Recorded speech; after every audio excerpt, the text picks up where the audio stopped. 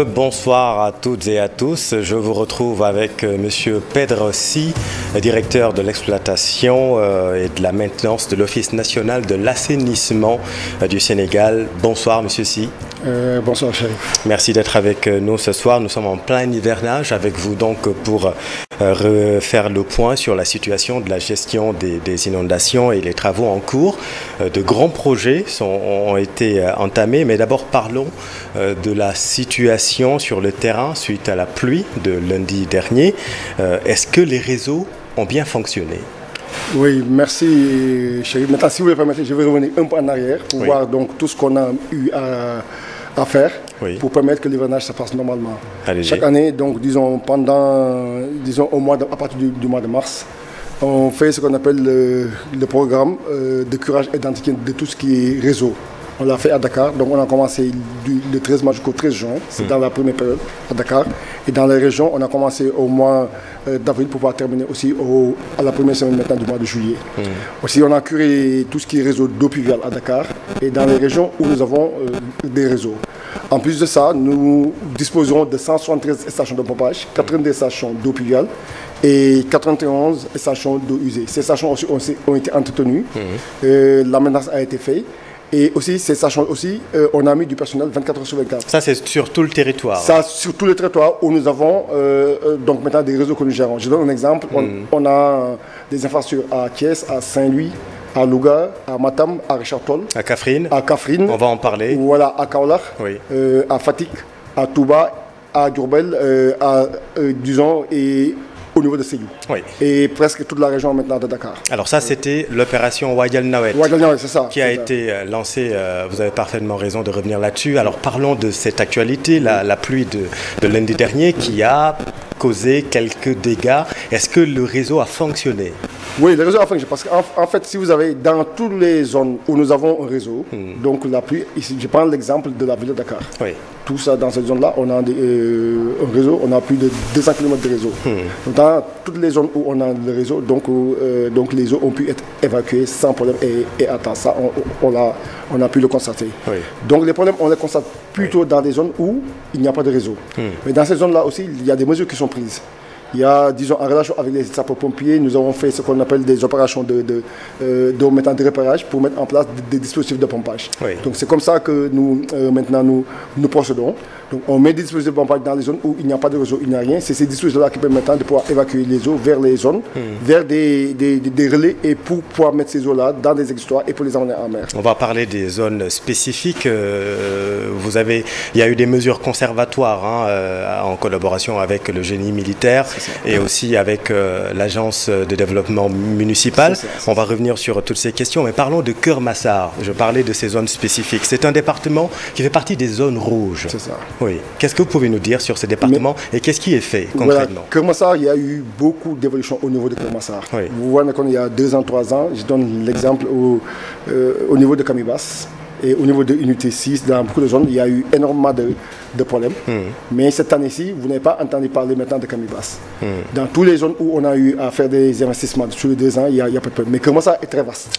Donc les problèmes, on les entend dans les zones où il n'y a pas, où le réseau n'est pas arrivé là-bas, où les infrastructures ne sont pas encore. Keur Massar Nord, par exemple. Keur Massar Nord, voilà. Il y a eu un problème. Il y a eu un problème. Mais au niveau de Keur Massar Sud, il y a vraiment des infrastructures qui ont été mises. Parce qu'en fait, au niveau de Keur Massar, on a 2 bassins versants.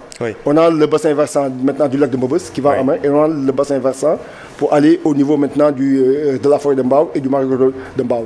Et dans tous ces 2 bassins versants, des infrastructures ont été mises. Comme vous dites, dans la zone du sud maintenant, il y a beaucoup d'infrastructures qui ont été mises là-bas et on a moins de problèmes dans cette zone-là. Mais parlons de Keur Massar Nord, là où il y a des problèmes. Qu'est-ce qui est fait pour soulager ces populations? Ce qui est fait, c'est dans l'immédiat. Dans l'immédiat, il y a d'abord les dispositifs de pompage qui ont été mis. Je prends l'exemple de ADM a contacté avec l'entreprise qu'on appelle l'entreprise CE, qui est en train de mettre en place des dispositifs de pompage dans les zones où les infrastructures ne sont pas encore arrivées.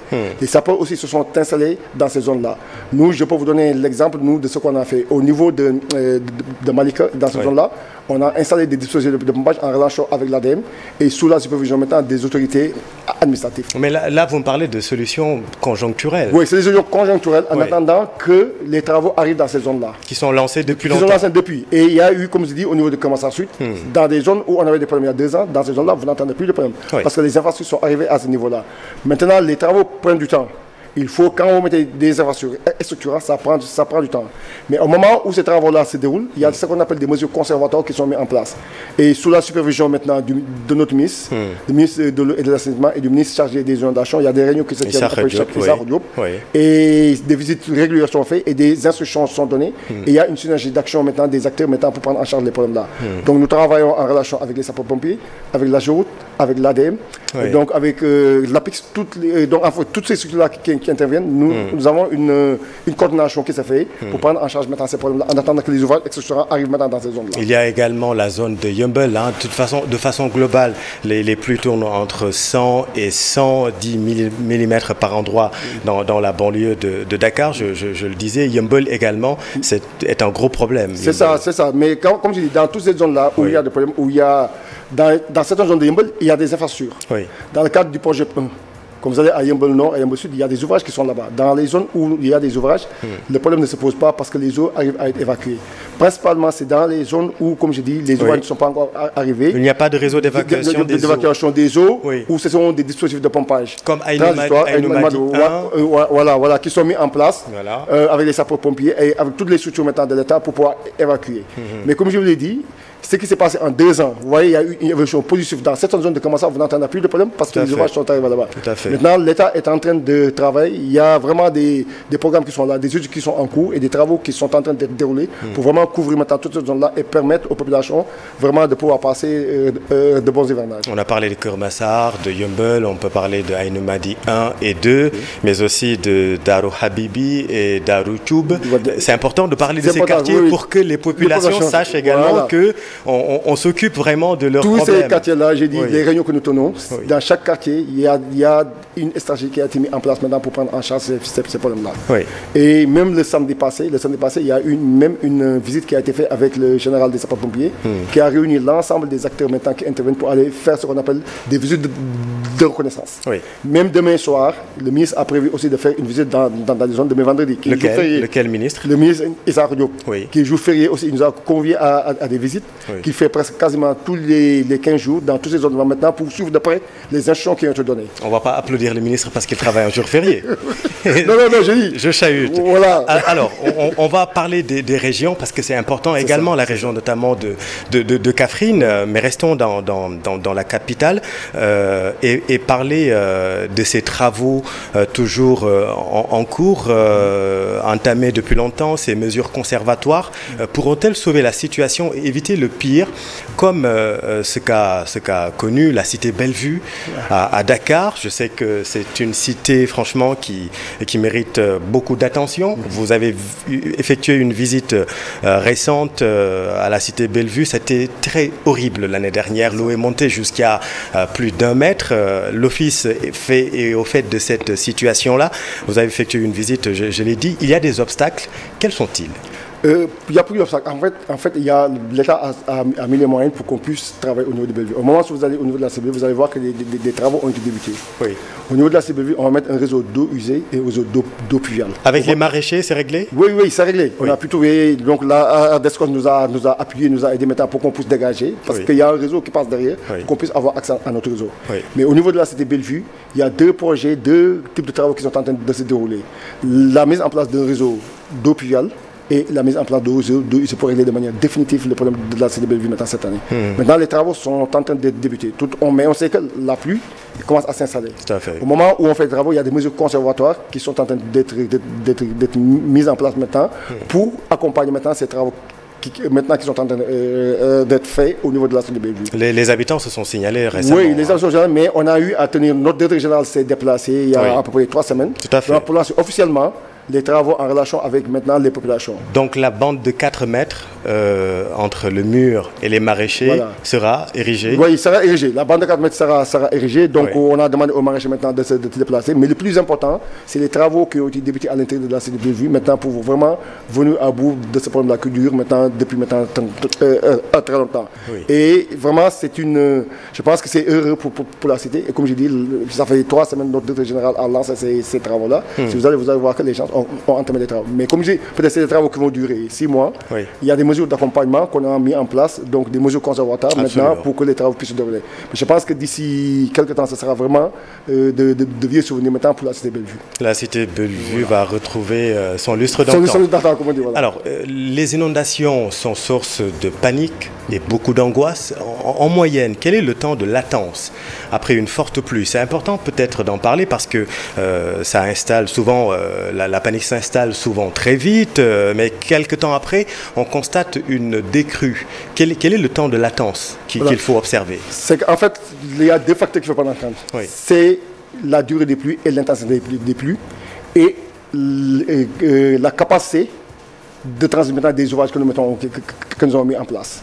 Normalement, nous, sur nos ouvrages que nous gérons au niveau de je donne un exemple bien précis. Oui. La plupart du temps, quand la pluie arrive la nuit au niveau de la ville de Dakar, le lendemain, si vous réveillez, vous n'allez plus trouver d'eau. Dans certaines zones, c'est 2 heures, 3 heures de temps, en fonction de la capacité des ouvrages que nous mettons là-bas. Oui. Je donne un exemple. Nous, au niveau, on a une station de pompage de 7200 m3 qui protège la route nationale, l'autoroute à péage, le quartier des Maris, les 2 lacs de Maris, oui. La station d'épuration de Cambérène. C'est des pompes de 3600 m3. Ces pompes-là, quelle que soit l'intensité de la pluie, après la pluie, 2 heures, 3 heures de temps, il n'y a plus d'eau là-bas.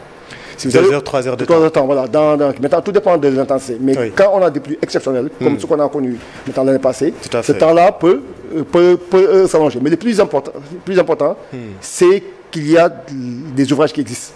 C'est ces ouvrages-là qui vont permettre de pouvoir évacuer. Parce que dans des zones où les pluies restaient 2 jours, 3 jours, 4 heures de temps, maintenant on parle en termes d'heures. Et ça, c'est extrêmement important. Oui. Je prends l'exemple de l'unité 24, l'unité 25. Oui. Dans ce quartier-là des Parcelles Assainies de Dakar. Des Parcelles Assainies de Dakar. Mais oui. Avant la mise en place de ces ouvrages-là, pendant la pluie, les habitants, les jeunes, prenaient des congés. Oui. Prenaient des congés pendant toute la zone de pluie pour mettre des motopompes. Il est arrivé que ces eaux-là restent 48 heures à 72 heures. Tout à fait. Maintenant, après la pluie, avec les systèmes qu'on a mis là, c'est 2 heures, 3 heures de temps. Maximum, si on a une grosse pluie, 5 heures de temps. 2 heures, 3 heures de temps, voilà. Il ne faut pas paniquer. Il ne faut pas paniquer. Parce qu'en fait, il y a le temps de rétention et le temps d'évacuation. C'est extrêmement important. Quelquefois, même les gens, ils font une chose. Ils prennent des images au moment où la pluie tombe. La pluie est en train de s'abattre. Ouais. Mais en disant qu'il y a des problèmes. Mais parce qu'ils ont peur quand l'eau n'arrête pas de monter, ça peut être angoissant aussi. Voilà, mais le plus important, comme je dis, c'est que l'existence d'ouvrages. Dans des zones où ces ouvrages n'existaient pas, c'est des temps de latence extrêmement importants en termes de jours. Maintenant, on parle en termes d'heures. Ça, c'est extrêmement important. Il y a vraiment des améliorations. C'est une initiative qui a été mise en place. Oui. Et cette année-ci, même dans certaines zones, je prends l'exemple de l'unité 22 des Parcelles Assainies, qui était un très très grand problème. On est en train de mettre des ouvrages. L'unité 22 des Parcelles Assainies, oui, on est en train de mettre des ouvrages, des pompes, des ouvrages pour une capacité de 1000 m3. Actuellement, qu'est-ce qu'on a fait? On sait que les travaux sont en train de se dérouler et ça va prendre du temps. On a d'abord posé ce qu'on appelle l'ouvrage de transfert, c'est-à-dire les conduites, jusqu'au niveau du BRT. Et on est en train de poser les pompes. Comme ça, quand ça va pleuvoir, les eaux pourront être évacuées en attendant que les travaux continuent. Ce sont ces actions-là que nous appelons, nous, des mesures conservatoires. Oui. Parce que quand vous déroulez des travaux pendant cette période, on est sûr que peut-être ces travaux ne vont pas se terminer à temps. Et justement, vous avez parlé, excusez-moi de vous interrompre, vous avez parlé du BRT. Ces travaux-là ne vont pas impacter le réseau? Non, au contraire. C'est souvent problématique, hein? Ça a été le cas avec l'autoroute. Oui, mais le BRT, ils ont pris 15% du budget du BRT, a été dévolu maintenant pour l'assainissement d'eau pluviale. Il y a un excellent travail qui a été fait maintenant avec le BRT. Parce que ce qui s'est passé avec le BRT, 1 an ou 2 ans avant les travaux, le BRT, l'Institut a réuni tous les acteurs qui travaillent dans ce cas-là. On a travaillé pour définir ce qui s'est fait. Sur tout le corridor du BRT, il y a un excellent réseau d'assainissement qui peut prendre presque sur 2-3 km. Ce qui fait que, je donne l'exemple des passages, les zones qui sont à l'intérieur, demain on peut drainer ces zones-là et les mettre sur le réseau du BRT. Parce qu'il y a des conduites de diamètre 2 mètres. Ces conduites-là, moi, je ne peux pas rentrer à l'intérieur. Oui. C'est sous tout le corridor, vraiment, il y a un excellent réseau d'eau pluviale qui va servir aux populations. Parfait. Voilà. Alors, on va parler des régions, notamment de Kaffrine et de l'école 5, une zone réputée inondable. On va en parler. On va parler également de Touba, puisque, vous le savez, le Magal, c'est bientôt. Beaucoup se demandent, est-ce qu'on aura cette année 0 inondation à Touba? En tout cas, c'est mal parti pour le moment, mais vous allez me donner votre réponse. Mais restons à Dakar. Quel est l'impact des travaux de reprofilage du bassin de la zone de captage entamée l'année dernière. Aujourd'hui, concrètement. Voilà, au niveau de la zone de captage, donc les travaux qu'on est en train de dérouler, c'est d'abord d'augmenter la capacité de stockage du bassin. Parce qu'on passe à peu près de 90 000 presque mètres cubes jour à plus de 200 000 mètres cubes jour. D'abord en augmentant, disons en creusant le bassin. Ça, c'est la première action qu'on a fait. La deuxième action, c'est de remettre un mur en béton armé. Parce que c'est pour contenir les eaux à l'intérieur du bassin. La troisième action que nous allons dérouler, c'est qu'on va augmenter la capacité de pompage. Actuellement, on a une capacité de pompage de 6 000 mètres cubes heure. On va passer de 6 000 mètres cubes à 11 000 mètres cubes heure. Actuellement, si vous allez au niveau de la zone de captage, la première phase qui est d'excaver le bassin est terminée. Ouais. On est sur la deuxième phase où le mur est en train d'être fait, le mur en béton. On a prépositionné 2 motopompes de 1500 mètres cubes heure. Si vous allez voir, et on a déroulé les flexibles jusqu'au niveau du rond-point EMG pour venir en appuyant sur les 6 000 mètres cubes maintenant qui existent. Ce sont des mesures qu'on a prises en attendant maintenant que les travaux puissent être terminés. Quand? Oui, c'est peut-être dans 3-4 mois. Mais au moins le mur. L'objectif des murs, c'est vraiment de terminer en début août. Vraiment le mur pour pouvoir contenir. Après, il y a une station de pompe. Début août, c'est dans pas longtemps? Oui, c'est dans longtemps, mais il y a plus de 10 équipes. 10 équipes qui ont été mobilisées. D'accord. Donc, on a à peu près 1800 mètres à faire.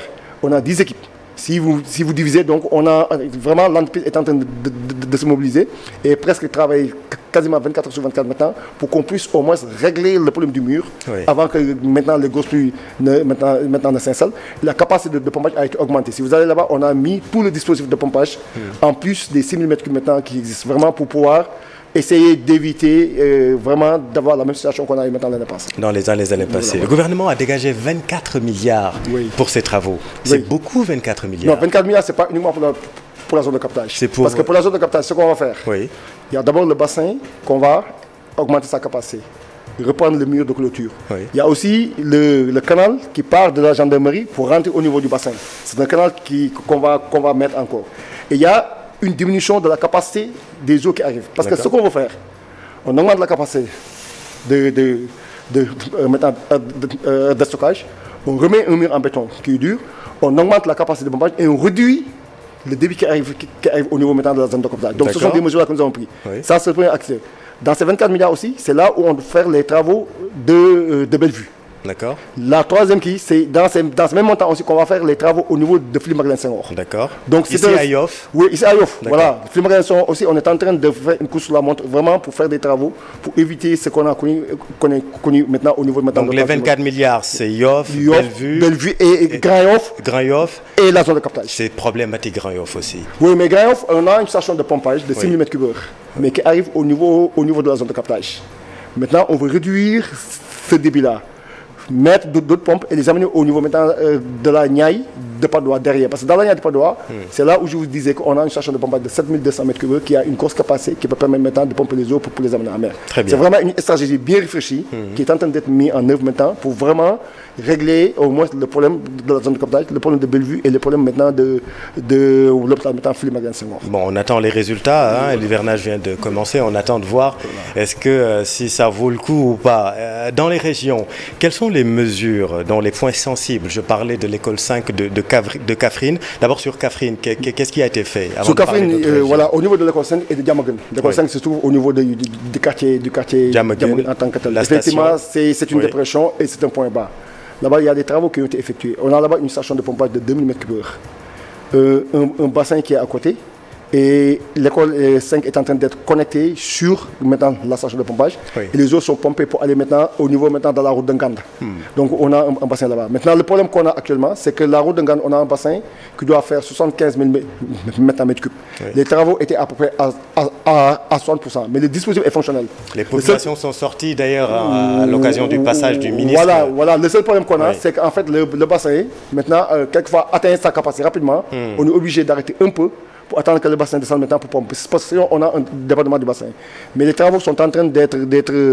L'entreprise a été sommée maintenant de reprendre les travaux sur cela maintenant pour agrandir le bassin, pour les amener aux 75 000 mètres cubes qu'on a prévu. Ce qui va permettre au moins de ne plus attendre maintenant que le bassin au moins descende un peu maintenant pour qu'il... Mais au niveau de l'école 5 de Diamaguène, il y a un système existant. Il y a 2 km d'eau aussi qui ont été mis là-bas, qui prennent les eaux, qui collectent les eaux, qui les amènent au niveau du bassin et de la station de pompage. Oui. Et à partir de la station de pompage, de 2 mètres cubes, les eaux sont pompées pour arriver sur le bassin existant au niveau maintenant de la route de Ngane. C'est sur ce bassin-là où il va falloir terminer les travaux pour avoir une capacité beaucoup plus grande qui nous permettra de ne plus arrêter le pompage quand le bassin est rempli. Oui. C'est vraiment ces travaux-là que maintenant sont en train de faire. Et les autres points sensibles dans les autres régions, oui, les autres je pense à Ziguinchor par exemple. Oui, Ziguinchor, au niveau de Sédhiou, Sédhiou, on a aussi à peu près 2 km de réseau qu'on a eu à faire sur Sédhiou. Actuellement, il reste un tronçon de 100 mètres, mais on est en train de travailler à l'intérieur du cimetière. Mais quand vous travaillez à l'intérieur du cimetière, il y a les tombes qu'il faut éviter. Dans ce tronçon-là, on est obligé de travailler manuellement, parce qu'un engin ne pas rentrer là-bas. Mais 95% du réseau a été posé et ce réseau est fonctionnel. C'est vraiment ces tronçons de 100 mètres qu'on est en train de régler, mais compte tenu que vraiment les cimetières, il y a les tombes, il y a les tout, on ne peut pas mettre un engin là-bas. C'est du travail manuel qu'il faut faire maintenant pour terminer maintenant ce canal-là. Si vous allez au niveau de Fatick, on a eu des incidents l'année passée. Fatick, vraiment, où voilà, actuellement aussi on a déroulé des travaux. Donc on est en train de délocaliser donc, les équipements électriques pour les mettre hors d'eau. Ça, ces travaux-là ont commencé. On a même provisoirement les équipements, on les a mis hors d'eau. Au niveau du bassin Pelgue, qui est connecté au niveau de la station, on a mis une pompe de 1500 m3 qui va pomper au niveau du bras de fleuve. Toujours à Fatick. À Fatick, oui. Si vous allez au niveau aussi du bassin émetteur, qui était aussi un problématique au niveau de Fatick, on est en train d'effectuer une station de pompage de 400 m3. Mais pour l'instant, on a mis l'ouvrage de transfert qui nous permet de pomper, de mettre dans le canal en attendant de finaliser les travaux. À Daouarman aussi, qui était aussi vraiment un bas fond, habité par les populations, on a mis une pompe de 1500 m3 maintenant pour prendre en charge les problèmes. À Fatick, vraiment, des mesures conservatoires ont été déroulées vraiment pour essayer de venir à bout maintenant des problèmes qu'on a dans le passé. Très bien. Pedressi, parlons maintenant de la situation à Touba. Pas d'inondation majeure cette année à Touba? Bon, à Touba, il y a d'abord un il y a un plan directeur d'assainissement d'eau pluviale à Touba, comme on le fait un peu partout. Parce qu'avant de travailler dans une ville, il faut d'abord avoir un plan directeur qui définit les grandes lignes et les orientations qu'il y a à faire. Le plan directeur qui a été déroulé, pour régler, on a identifié à 75 milliards le montant qu'il faut investir maintenant pour régler. Mais on l'a phasé, on l'a fait en 3 phases. De 2012 à 2016-2019, on a eu une première phase où les investissements ont été faits. On a augmenté la capacité de Kernia, on a réappliqué les stations de pompage, on a augmenté la capacité de transit. Actuellement, on est dans le cadre de la deuxième phase où c'est 22 milliards. Dans cette deuxième phase-là, on est en train d'abord de construire une station de pompage en Guélémou, de traiter les eaux de pluviales mettant de sécuriser le bassin de Kernia, de travailler sur donc, la corniche d'Aruminan, sur mettant à l'entour de la mosquée et à l'entrée de Touba au niveau de la mosquée. Mais ces travaux aussi sont en train de se dérouler. Mais au moment où ces travaux, comme je dis, il faut un temps, parce que c'est des ouvrages, des infrastructures de très grande capacité. Qu'est-ce qu'on a fait? Au niveau d'abord de Nguélémou, on a mis en place un dispositif de pompe. On a mis 2 pompes de 700 m3 avec une conduite de refoulement qui fait 7 km 700 pour les amener au niveau de Kerkab. Kerkab, c'est une dépression des anciennes carrières de 60 hectares où on a nous aménagé les 8 hectares pour pouvoir pomper les eaux là-bas. Au niveau de Kernia, en plus des 5 pompes qui existaient, on est en train de mettre 4 autres pompes de 800 m3 par pompe. Ça fait 3200 qui vont venir retrouver les 2800. On est après à plus de 6000 m3 qu'on a mis au niveau du bassin de Kernia. Parce qu'il faut voir que tout le réseau d'eau pluviale de Touba aboutit à Kernia. Voilà. Il y a de grandes canalisations en construction. On va revenir sur ce qui a été fait. Effectivement, il y a eu beaucoup de projets. Récemment, d'ailleurs, votre directeur général s'est déplacé à plusieurs reprises, d'ailleurs, à Touba. Mais qu'est-ce qui s'est passé là dernièrement? Il y a eu une polémique justement qui s'est installée suite à la pluie lundi, par exemple. Oui, parce que comme je dis, il y a des zones qui ont un réseau, il y a des zones qui n'ont pas de réseau. Dans les zones où on a un réseau, comme je vous le dis, on a d'abord la mosquée, donc la mosquée de Touba, on a une station de pompage. À Okwas, on a une station de pompage. À Ndamat, on a une station de pompage. À Kersenbas, là, on a une station de pompage. Qu'est-ce qui n'a pas fonctionné? À l'entrée, non, toutes ces stations ont fonctionné. Donc les gens parlent des zones qui n'ont pas de réseau. Et vous avez eu aussi, on a eu 55 mm de pluie en moins maintenant d'une heure. On a une très forte pluie, parce que les gens, il faut aussi que les gens, on a une très forte pluie. Tout à fait. Mais vous voyez, le bassin était presque rempli presque, il restait moins de 1 mètre sur le bassin. Mais le bassin, on a pu tenir. Mais vous voyez cette capacité, cette quantité de pluie en un temps très court. Laps de temps. Laps de temps très court. Mais 24 heures après, quasiment les eaux ont été évacuées. Le seul problème qu'on avait, c'était au niveau de Ndamatou. Mais Ndamatou, le bassin versant de Ndamatou est très grand et aussi c'est une zone aussi où les sapeurs pompent pour nous amener les eaux. Mais au moment où je vous parle, on a mis une autre pompe de 1500 m3 en Ndamatou pour soutenir Ndamatou, pour au moins réduire le temps le temps de séjour des eaux. À l'entrée aussi de Touba, il y avait aussi au niveau en face de la mairie, il y avait un point bas qui était qui était là. Là-bas aussi, on a mis une pompe de 1500 m3 et on a mis un flexible sur 2 km maintenant pour pouvoir évacuer les eaux au niveau de Shell, de Touba, où on a une station de pompage.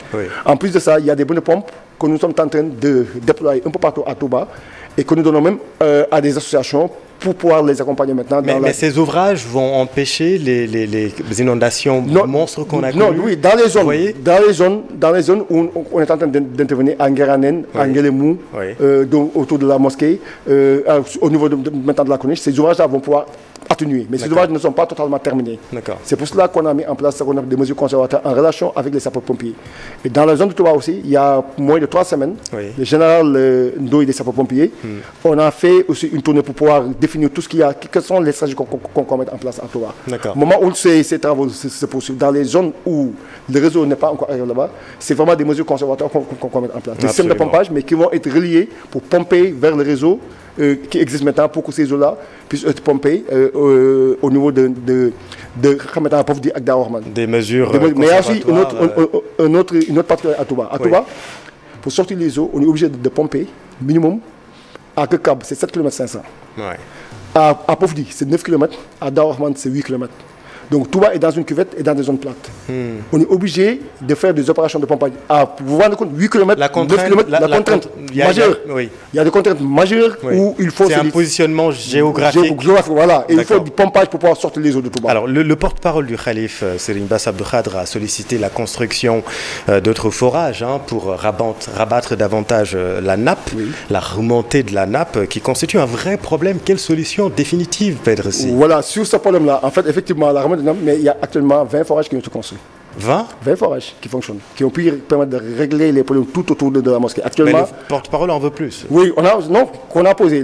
Il y a une semaine, notre DG a fait la pause de la première PM pour ce forage, et ces forages-là sont en train d'être mis en œuvre. Normalement, d'ici une semaine, ces forages vont finir. Au moment où je vous parle, à terme, il y aura 22 forages actuellement qui vont fonctionner. Qui vont permettre vraiment de pouvoir rabattre la nappe. Et si vous allez à Touba, vous allez vous rendre compte maintenant des effets bénéfiques maintenant de ces forages-là. Voilà. Donc tout ça, c'est des stratégies que l'État a mis en place, que l'État est en train de... Effectivement, il y avait... Pourquoi est-ce qu'il a sollicité? Parce que les 20 forages ont montré le preuve.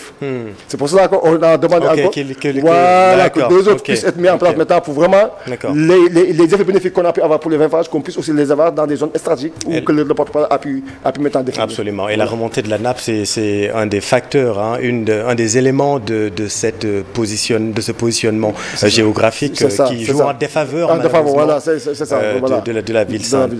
Pedressi, merci beaucoup. Merci d'avoir accepté notre invitation, directeur de l'exploitation et de la maintenance de l'Office national de l'assainissement du Sénégal. Restez avec nous, vous êtes au bon endroit. Bonne soirée. Merci.